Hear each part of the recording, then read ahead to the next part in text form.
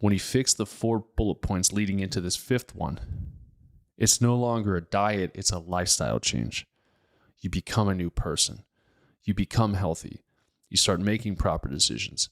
You start sleeping better. You start eating to fuel your body, and your body rewards you.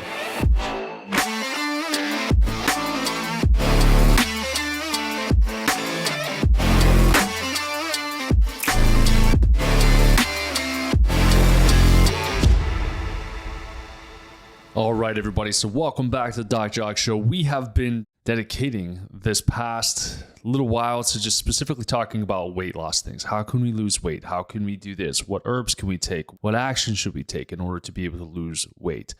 And so if you've been on this journey and you lost weight, then the question then turns into, well, now that I lost the weight, now that I got to my goal weight, how do I keep it off? So I'm going to go over my top 5 ways to not just lose the weight, but keep the weight off. What do you need to do? What do you need to look out for so that this change, this lifestyle change, becomes a new lifestyle for you and not just another fad diet that you may have tried in the past? So let's dive into it. Number 1 tip for you to lose weight and keep it off is to decrease your stress. Decrease your stress. The amount of stress that we are under every single day of our lives, whether we are single, married, kids, dating, grandparents, own a business, work for somebody else, unemployed, we are constantly in a state of stress. And if you don't believe me, try to do something. Try to go somewhere where you have no cell phone service, no TV, and no agenda, and see what your body does. Your body will freak out. I guarantee it. That shows you that your body is used to chaos. Your body is used to turmoil. Every single time that you stress, your body then becomes inflamed.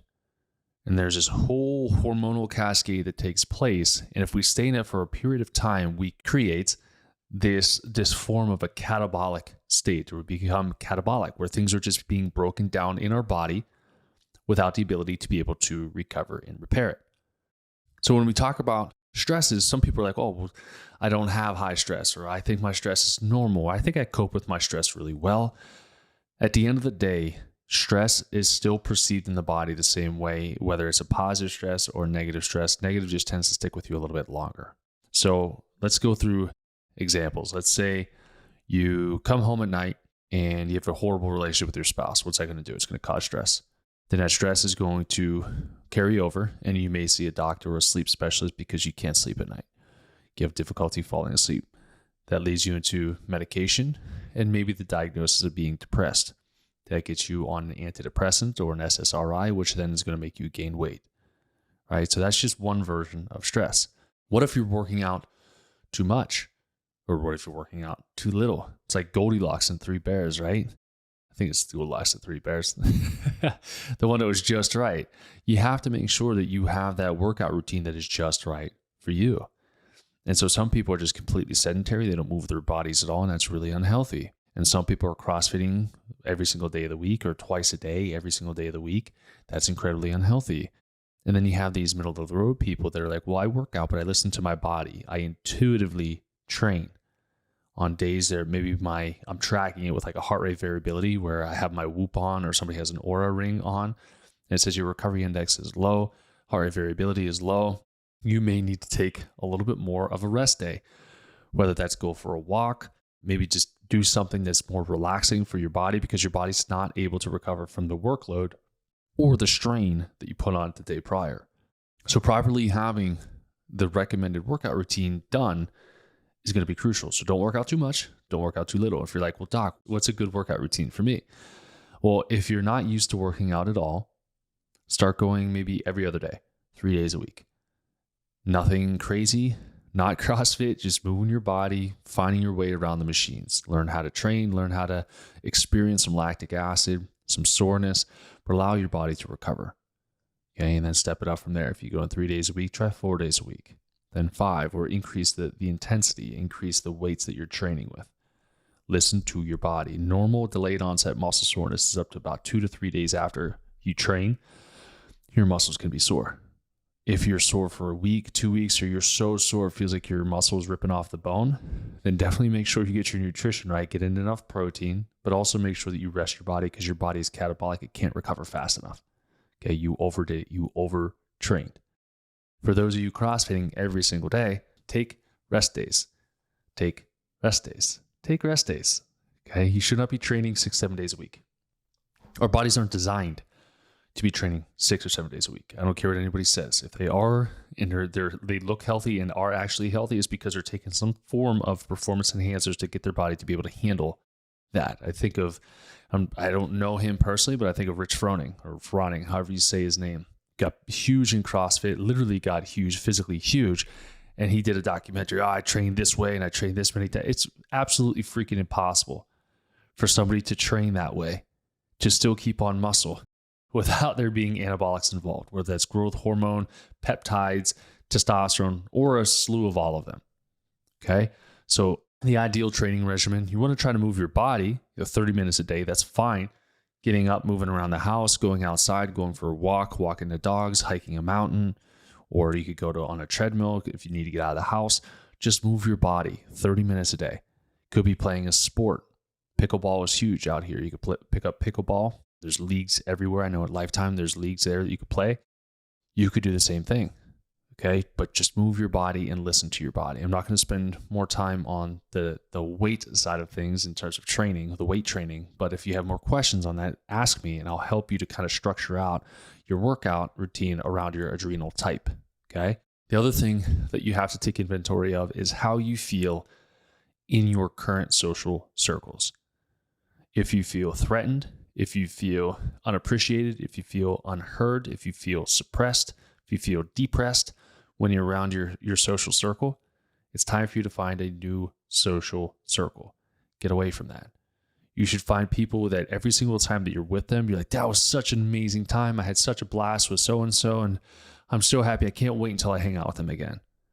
You shouldn't come back from somebody's house and be like, oh, I don't know why I hang out with that person. They're so draining. They're like an energy vampire. They're like a parasite, right? You're not elated. You're not excited. You're not happy about that interaction. And it can be just that, because it can become parasitic where they steal your good energy and leave you with the crap, right? So set those boundaries up around your friends, around family, that may be toxic relationships, and be prepared to stand your boundaries as well. If somebody tries to push your boundaries, you have to stand up for yourself, and you can't just be a pushover. You have to stand firm on it. Okay. But setting up your friend circle to be supportive, to be amazing, to be enlightening, to be a good group of people to hang out with is huge. You don't need 50 friends. Get 2-3 really solid freaking friends that you could say, you're bleeding out your butthole for a day and they're not going to judge you. They might laugh a little bit, but you're good to go, right? One of my buddies, Elliot Schwartz, did a post the other day, which, by the way, is a podcast called Jacque and Happy, which I was on. It's an awesome podcast. Go check it out. But he was like, what kind of friends do you have if you can't scare your friends? So he posted a video on Instagram where he was hiding around a corner, and our buddy Chris Harder walked in front of him, and Elliot jumped out and spooked him. And, Elliot's this big, gigantic, like awesome kid. Like, he's a kid at heart. He's a grown man child. He's awesome. So when I hang out with Elliot, or I hang out with my best friend Johnny, or like some of my other really good friends, Jeremiah, back home, like, I really have a good time and I feel amazing, and I shouldn't feel down in the dumps after hanging out with them. I guess you get the hint. You know that if you're in a relationship like that, you have to set those boundaries so that way you can get out of it. What does this have to do with weight gain? Well, if you're depressed in a social circle, you're going to make depressed decisions, right? If you're in an enlightened circle, you can say, hey, you know what, guys, I'm going gluten-free, or I'm going dairy-free, and your friends will not judge you. They will support you, right? So make sure that you're able to stick to your guns in this type of scenario, so that way it's easier for you to keep the weight off. Otherwise, you're just going to get sucked back into the old habits, right? You also don't want friends that are waiting for you to be done with your quote-unquote diet so you can get back to living like you used to. Susie always used to get hammered with us every Saturday and Sunday night, or Friday, Saturday, Sunday, and she would always have tequila and chips and burritos or whatever it is. I don't know what picture I'm painting, but this person always used to have this, and she was always the life of the party because she was so much fun, because she was always drunk and eating shit, right? And so your friends are like, come on, come be that drunken idiot again so we can laugh at you. That's not a very supporting or supportive circle. Up level your friends if you're trying to be healthy. They should at the very least be supportive of you and not force you to try to make bad decisions or think you're crazy for trying to do another form of a diet. Okay. So we talked about the stress kind of in the relationship side of things. So making sure we manage the amount of stress that we approach every single day. And then the movement aspect. We talked about making sure that you're moving your body 30 minutes a day. If you're not moving at all, move a little bit, do 3 days a week or so. If you're moving too much or too excessively, make sure that you're down regulating and training your body a little bit less frequently. So 4 days a week, 5 days a week. Okay. Make sure also if you're in either one of those categories, you get your protein levels up, because if you're overtraining, you're going to be blowing through your amino acids very quickly. If you're undertraining and you start to train again, you're going to need protein to help to rebuild the muscle that gets broken down. It's just common knowledge for hypertrophy. You're building stronger muscles, stronger bones. The other piece of this, we touched on a little bit with the relationship stress or just the people stress, but we have to make sure that we're sleeping. And the sleep is going to be from 10 to 6 p.m. Do not talk to me about how many hours you got. I don't care if you got 8 hours of sleep between the hours of 2 a.m. and 10 a.m. It's not good sleep. Just because you hit an hour amount is not the same as going to sleep at 10 p.m. and waking up at 6 a.m.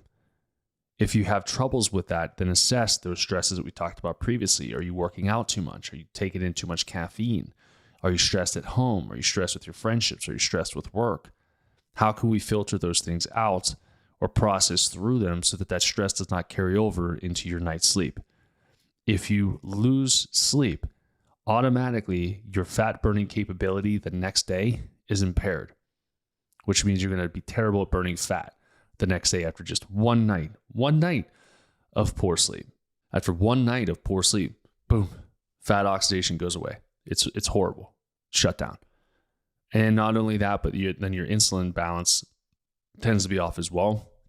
You start developing some insulin resistance. You start craving more carbs, and you just gain and gain and gain and gain. So make sure that your sleep is tip top. There's things that you can do. You're like, well, should I do melatonin? Should I do this? You can add in a little bit of melatonin if you want to. There's a product called Insomnitol that you could take from Designs for Health. I would take the chewables, not the pills. Chewables, for whatever reason, they tend to work better than the pills do, but do something that can help you to kind of calm down and get to sleep. You can also do box breathing, where you're just working on your breath, where you breathe in for, 3 seconds, hold for 3 seconds, breathe out for 3 seconds, hold for 3 seconds. And you do it in kind of like a cube format, so all sides being equal. Or you could do nostril breathing. Left nostril breathing helps tremendously too at bringing us down into a parasympathetic state. So we're more calm, we are more relaxed, and we're more prone to being able to sleep better and deeper. Okay, so get the sleep right. The fourth thing to keeping the weight off is keep the bowels happy. Keep your gut happy. Make sure that you're keeping up with the probiotics that you put in there. Make sure you're keeping up with the fiber intake that you're supposed to be doing. 35 grams or so a day of fiber. Make sure you're eating good quality vegetables. Try not to eat processed sugar, which would alter the microbial balance, make you start growing candida or some other sort of negative species that can impact your health. Make sure that gut is good. Hydration is key. Reduction of processed sugars and carbs is also very, very key. You do those with adding some healthy fiber in there, and your gut should be nice and healthy and happy.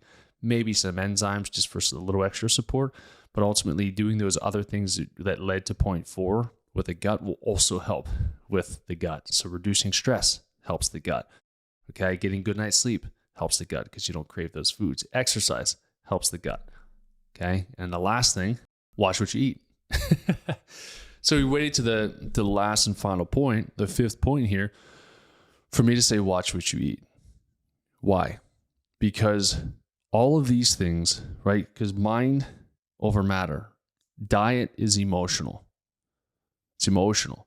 If we do not fix the other 4 topics that we had just discussed, if we don't fix those, then we can change our diet for sure. But is it going to stick?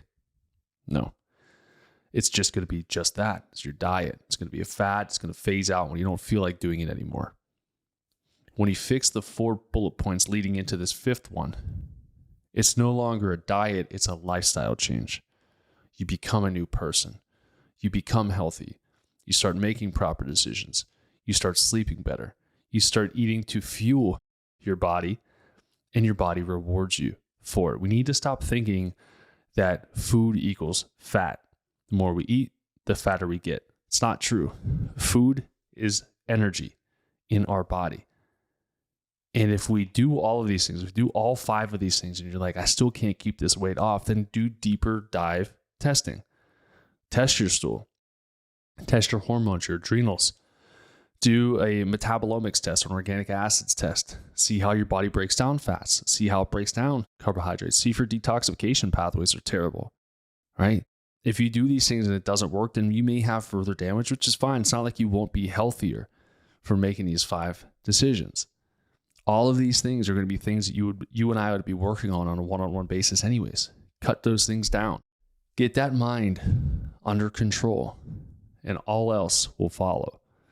You'll know don't eat McDonald's because it's easy. You'll know not to go in the pantry and grab, 50 cookies and eat them because you're in a rush, or you might be depressed from that day.